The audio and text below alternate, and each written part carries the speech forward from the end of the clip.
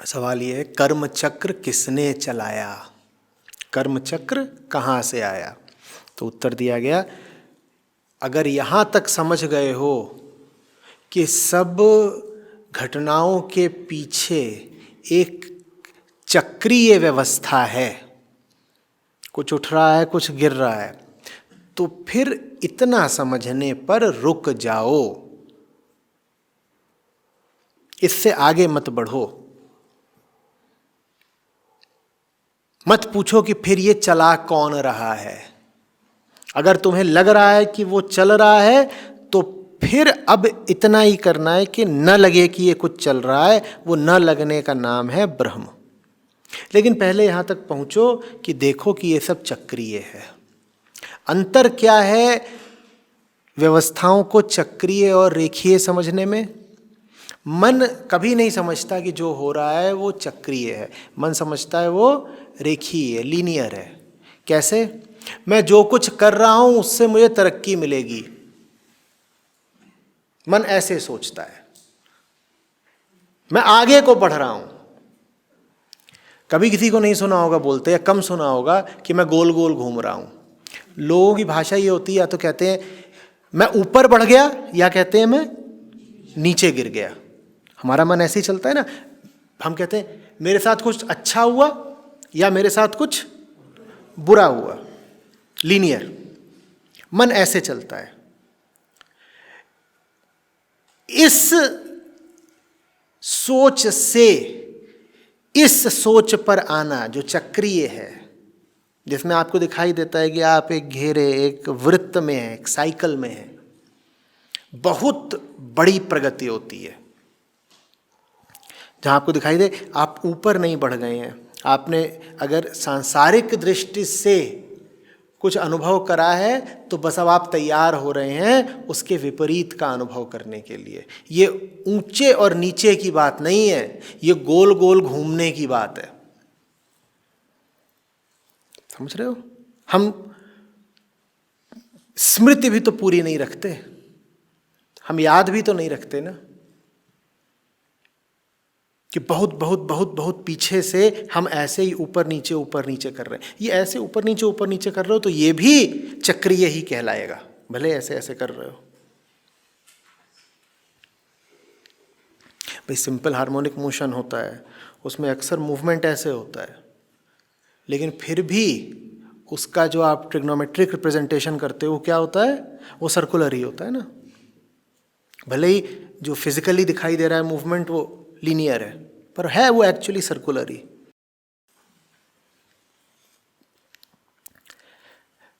बात समझ में आ रही है?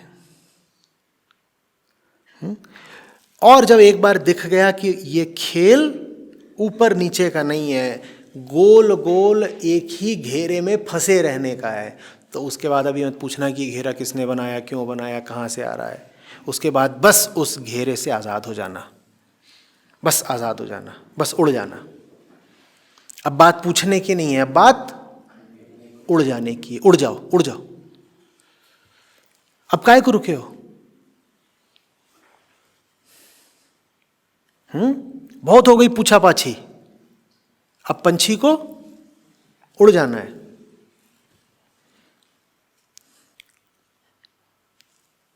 अजीब नहीं लगेगा? आप सोच रहे थे, आपको ऐसा लग रहा था कि आप कंक्रीट की और स्टील की दीवालों में कैद हो, और आपको बता दिया गया, और आप कहते हो आपको समझ में आ गया कि ये जो दीवालें हैं ये गत्ते की हैं। और उसके बाद आप बैठ के चिंतन कर रहे हो, अच्छा ये दीवालें गत्ते की हैं, मैं 20 साल से इनमें कैद हूँ, मैं इतना दुख मना रहा हूँ, तो किसने ये साजिश करी है कि मुझे गत्ते की दीवार में कैद करके मुझे ऐसा एहसास करा दिया कि ये कंक्रीट की हैं? ये किसने करा है? मैं 20 साल से यहाँ पर कैद हूँ और मैं इतना परेशान हूँ, ये दीवारें गत्ते की हैं, और अभी 2 साल और बीत गए और आप ये चिंतन कर रहे हो। इसका मतलब आपको 20 साल तक भी कोई तकलीफ थी नहीं। अगर आपको तकलीफ होती तो जैसे ही आपको पता चला कि ये दीवारें गत्ते की हैं, आप सोचते या तोड़ के भाग जाते? ये समझाया जा रहा है। इस तोड़ के भाग जाने को ब्रह्म कहते हैं। चिंतन आपको बता देगा कि दीवालें गत्ते की हैं, लेकिन चिंतन आपको उठा करके उन दीवालों से बाहर नहीं ले जा देगा। तो एक बिंदु पर ला करके थिंकिंग का, कंसिडरेशन का, मेडिटेशन का काम समाप्त हो जाता है। उसके बाद क्या चाहिए? उसके बाद चाहिए श्रद्धा और साहस और सच्चाई, कि अगर वाकई तुमको इतनी समस्या थी इन दीवालों से, तो अब जब तुम्हें बता दिया गया है कि दीवालें झूठी हैं, तो तुम बाहर क्यों नहीं जा रहे? तुम यहाँ बैठ करके उल्टे सवाल कर रहे हो कि नहीं अभी हम बाहर बाद में जाएंगे। पहले समझ तो लें कि ये गत्ते की हुई कैसे, और वो कौन है जो हमें फंसाए हुए है। ये माया क्या चीज होती है गुरुजी?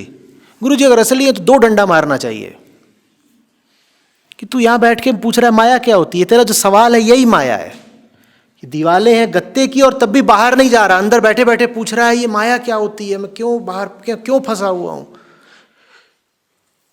ये मत पूछो मैं क्यों फंसा हुआ हूं, सवाल होना चाहिए मैं फंसा हुआ ही क्यों। इन दोनों सवालों का अंतर समझिए। एक तो है कि मैं क्यों फंसा हुआ हूं, इसमें आशय ये होता है कि फंसना मेरा वास्तविक है और मैं पूछ रहा हूं मैं क्यों फंसा हुआ हूं। और दूसरा होता है मैं फंसा हुआ ही क्यों हूं, इसमें यह स्पष्ट है कि मैं फंसा हूं ही नहीं, मैं फालतू ही नाटक कर रहा हूं जैसे मैं फंसा हूं। जरूर इस फंसे रहने के नाटक में मेरा कोई स्वार्थ है, कोई लालच है। मैं फंसा हुआ हूं नहीं, मैं जब चाहूं गत्ते की दीवार बाहर जा सकता हूं, पर मैं अभिनय ऐसा कर रहा हूं जैसे मैं बेचारा फंसा हुआ हूं, हाय पता नहीं किसने फंसा लिया। जब बता दिया गया फंसे हुए नहीं हो तो कह रहे नहीं अभी बाहर नहीं जाएंगे, पहले पता करेंगे कि दीवार गत्ते की कैसे हो गई, क्योंकि थी तो ये कंक्रीट की, अभी भी हम रहेंगे यहीं पर। असली बात नहीं बता रहे हो कि दीवालें चाहे की भी हों, कमरे में लड्डू पेड़े मिठाई रखा हुआ है, बड़ा सुख सुविधा है, बड़ा आराम है, इसलिए बाहर जाना ही नहीं है। नीयत में ही खोट है, असली बात नहीं बता रहे, इधर उधर की बातें, हम फंसे हैं क्या कर बेचारे हैं, हमारा गलत हो गया हमारे साथ। समझ में आ रही है बात?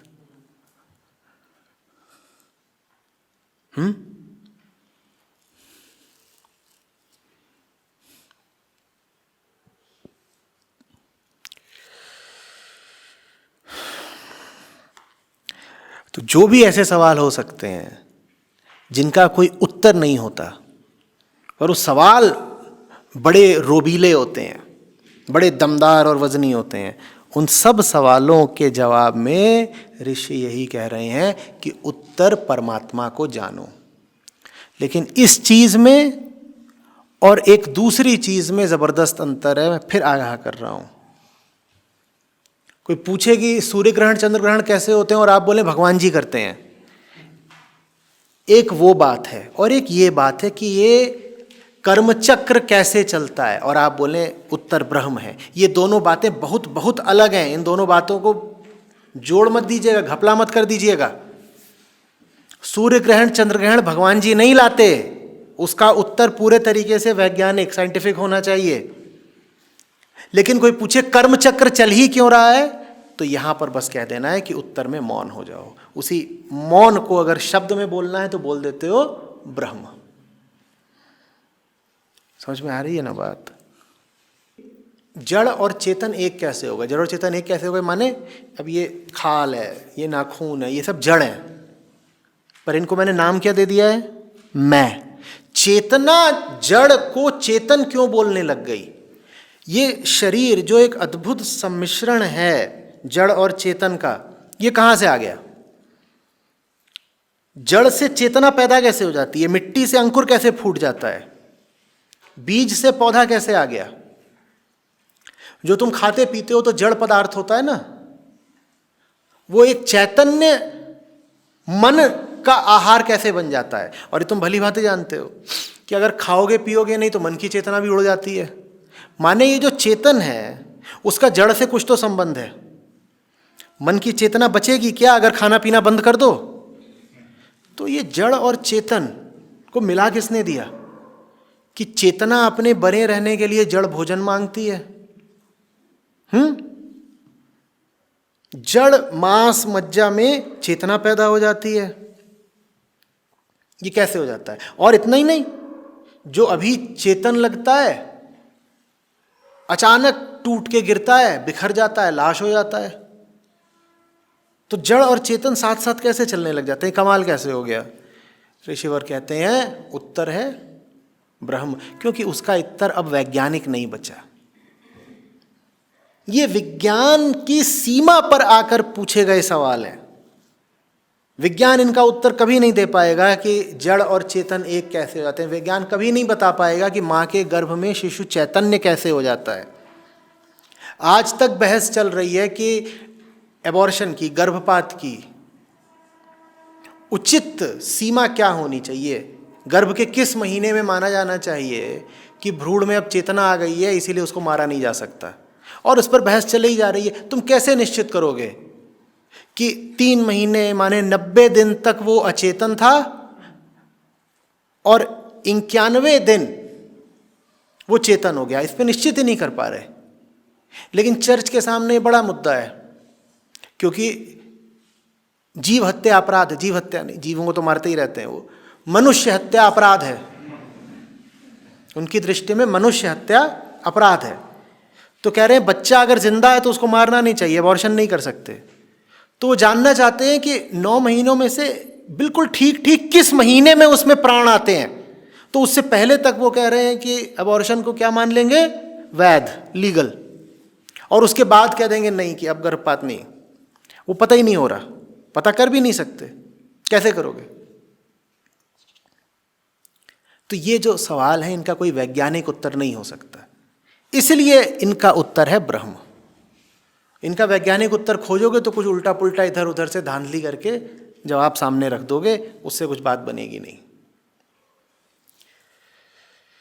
समझ में आ रही बात? वैसे ही एक और सवाल क्या है कि अविद्या को किसने पैदा किया, धर्म अधर्म कहाँ से आ गए, हमें कैसे पता क्या धर्म है क्या अधर्म है? ये सारे सवाल चेतना से संबंधित है, क्योंकि धर्म किसके लिए है? चेतना के लिए। अधर्म भी किसके लिए है? चेतना के लिए। ले दे करके ऋषि यहाँ पर विज्ञान की सीमाएं बता रहे हैं और बता रहे हैं कि चेतना पदार्थ नहीं है, तो विज्ञान कभी चेतना का सच तुम्हें नहीं बता पाएगा। जो भी बातें चेतना से संबंधित हैं उसके लिए तो तुमको अध्यात्म में ही आना पड़ेगा। तुम कैसे बताओगे? कौन सा विज्ञान, कौन सी साइंस तुमको बता सकती है कि धर्म क्या है और अधर्म क्या है? धर्म माने जो करना चाहिए, अधर्म माने जो नहीं करना चाहिए। कैसे बताएंगे? वो अधिक से अधिक तुमको ये बता सकते हैं कि तुम्हारे शरीर के लिए क्या अच्छा है। उदाहरण के लिए जानवर मार के खाना चाहिए या नहीं खाना चाहिए, विज्ञान इसका उत्तर बताओ कैसे देगा? आपका सवाल है और ये बहुत वाजिब सवाल है, बहुत बहुत महत्वपूर्ण सवाल है कि जानवर मार के खाऊं या नहीं खाऊं। विज्ञान इसका उत्तर कैसे देगा? विज्ञान 2-3 तरीकों से देगा इसका उत्तर। विज्ञान पहले ये देखेगा कि क्या आपके शरीर के लिए जानवर का मांस उपयोगी है, ये विज्ञान बिल्कुल बता सकता है। विज्ञान एक पहलू ये भी सामने रख सकता है कि जिस जानवर को मार के खा रहे हो कहीं उसकी प्रजाति खतरे में तो नहीं है। कह सकता है चलो अगर प्रजाति खतरे में है तो उसको नहीं खाओ। विज्ञान ये भी गणना करके बता सकता है कि जिसको मार के खा रहे हो उसको मारने से ये जो पर्यावरण पर क्या असर पड़ेगा, पूरी जो इकोलॉजी है उस पर ही क्या असर पड़ेगा, विज्ञान ये बता सकता है। लेकिन फिर भी विज्ञान ये नहीं बता पाएगा कि उसको मार के खाना सही है या नहीं है, क्योंकि ये बात मनुष्य की चेतना की है और विज्ञान चेतना को जानता नहीं। विज्ञान चेतना के विषय भर को जानता है। विषय क्या है चेतना का? ये चेतना का विषय है, मैं इसको देख रहा हूं, ये चेतना का विषय है। पर जो चेतना इसको देख रही है विज्ञान उसकी बात कर ही नहीं सकता। विज्ञान ने पहले ही हाथ खड़े कर दिए। विज्ञान कह रहे कॉन्शियसनेस से हमारा कोई लेना देना नहीं। हाँ, उस कॉन्शियसनेस में, उस चेतना में ये रूमाल जो चीज़ है मैं उसकी बात करूंगा। मैं बताऊंगा कि देखो ये सफ़ेद दिख रहा है और सफ़ेद दिखने का मतलब है कि इसमें से जो रेडिएशन है उसकी इतनी वेवलेंथ है। मैं ये भी बता दूंगा कि ये किस चीज़ का बना हुआ है। मैं बता दूंगा कि इसकी इलास्टिसिटी कितनी है, इसकी डेंसिटी कितनी है, जो भी इसकी फिजिकल प्रॉपर्टीज़ हो सकती हैं विज्ञान उनके बारे में बता देगा। लेकिन विज्ञान उस चेतना की बात नहीं करेगा जिस चेतना में ये प्रकट होता है। न विज्ञान कभी ये बता पाएगा कि अगर मैं बेहोश हो जाऊं तो मुझे दिखाई देना बंद क्यों हो जाता है। न विज्ञान कभी ये बता पाएगा कि कुछ लोगों को इसमें बहुत रुचि क्यों है और कुछ को इसमें रुचि क्यों नहीं है। बताएगा भी तो एक सीमा तक। वो पुरानी आपकी जो कंडीशनिंग होगी, उसका एनालिसिस करके आपके सामने कुछ बातें रख देंगे, लेकिन वो बातें कभी पूरी नहीं होंगी, रीज़न से आगे नहीं जाएंगी। और हमारी ज़िंदगी में बहुत कुछ है जो रीज़न से आगे का है। रीज़न से आगे का है मतलब ये नहीं कि पाशविक है, एनिमलिस्टिक है, प्रिमोर्डियल है। रीज़न से आगे का है मतलब ट्रूली मिस्टिकल है। उसकी बात विज्ञान नहीं कर पाएगा, और विज्ञान ईमानदार है, वो पहले ही बोल देता है कि मेरा संबंध किससे है?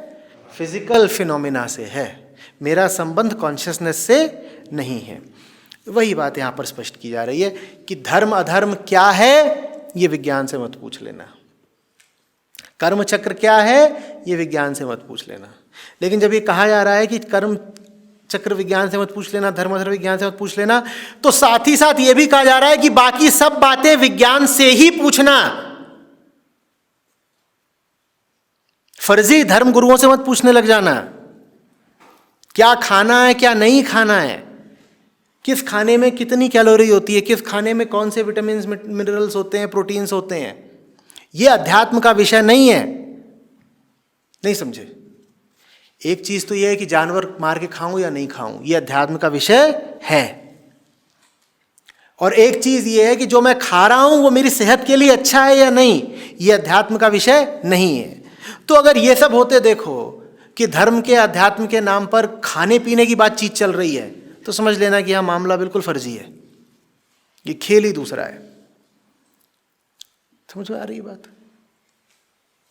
कुछ भी ऐसा नहीं है भौतिक जगत में जो विज्ञान की परिधि से बाहर का हो, और जो कुछ विज्ञान की परिधि से बाहर का है उसकी बात यहां लिख दी कि ये दो चार चीजें हैं जो चेतना से संबंधित हैं, इसलिए विज्ञान इनका उत्तर नहीं देगा। पर बाकी सब चीजों के उत्तरों के लिए तुम विज्ञान और तर्क के पास ही जाना, लॉजिकल रहना, तार्किक रहना, सिर्फ कुछ बातों को छोड़ करके, क्योंकि वहां तर्क तुम्हें कोई जवाब दे नहीं पाएगा। उदाहरण के लिए, यह व्यक्ति प्रेम के लायक है या नहीं, तर्क क्या जवाब देगा इसका? विज्ञान कैसे उत्तर देगा इसका? ये तो सवाल ही चेतना का है। यहां तो उत्तर में यही तुम्हें पता चलेगा कि देखोगे उसकी, उस व्यक्ति का तुम्हारी चेतना पर प्रभाव क्या हो रहा है। इससे पता चलेगा कि वो व्यक्ति प्रेम के लायक है या नहीं है।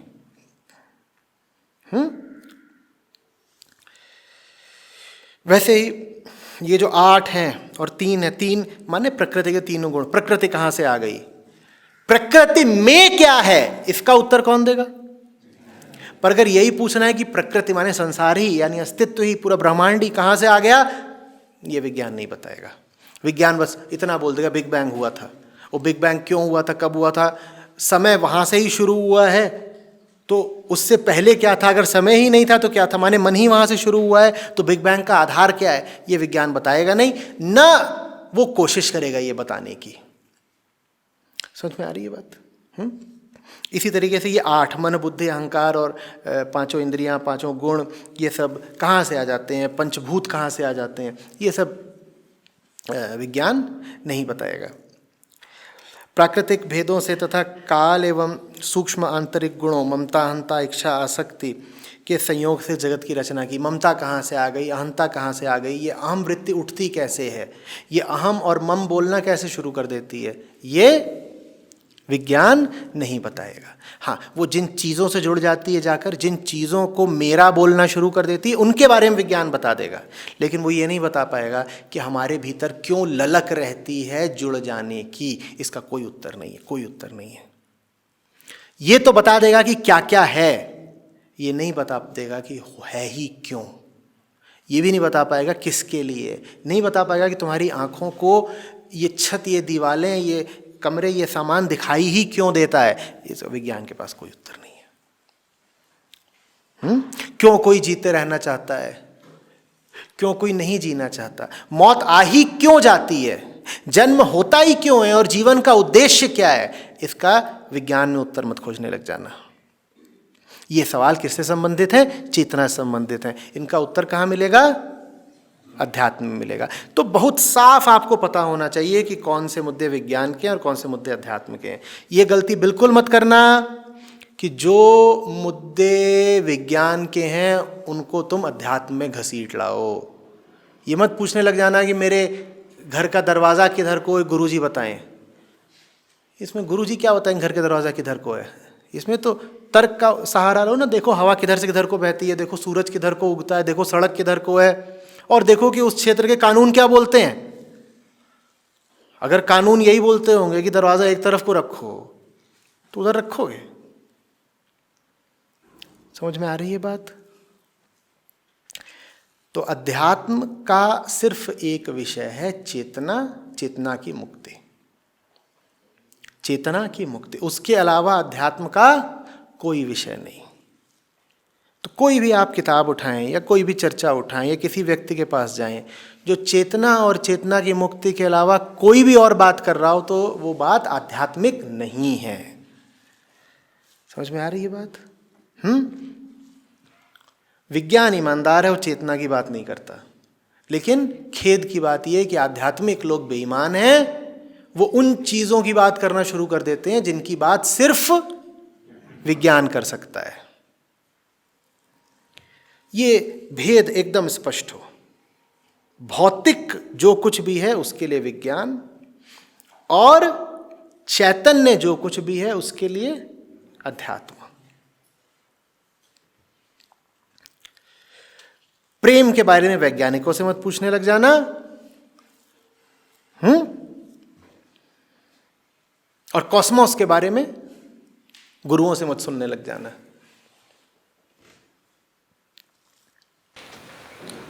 इसमें जो ऋषि हैं वो अधिकतर का उत्तर दे रहे हैं कि ब्रह्म है।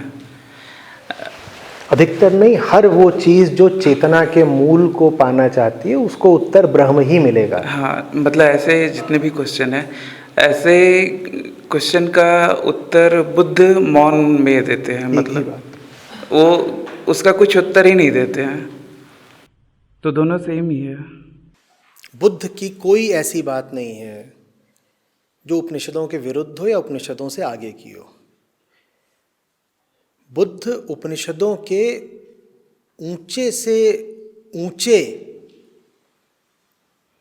फल कह लीजिए या पुष्प कह लीजिए हैं। जिन लोगों को लगता है कि बुद्ध ने वेदों का खंडन किया, उन्हें न वेद समझ में आते हैं न बुद्ध समझ में आते हैं। हाँ, जो वेदों की भाषावली थी, पूरा व्याकरण था, वो बुद्ध के समय तक आते आते बहुत भ्रष्ट हो चुका था। तो बुद्ध ने कुछ बातों को समझाने के लिए दूसरे शब्दों का निर्माण किया, या कुछ शब्द ऐसे लिए जो पहले कम प्रचलन में थे, उनको ज़्यादा प्रासंगिक बना दिया। बाकी जो बात कही गई है बुद्ध द्वारा, वो उपनिषदों के भीतर की ही है। कोई 5-7 अलग अलग कोटि के सत्य तो होते नहीं ना, सत्य तो एक ही है।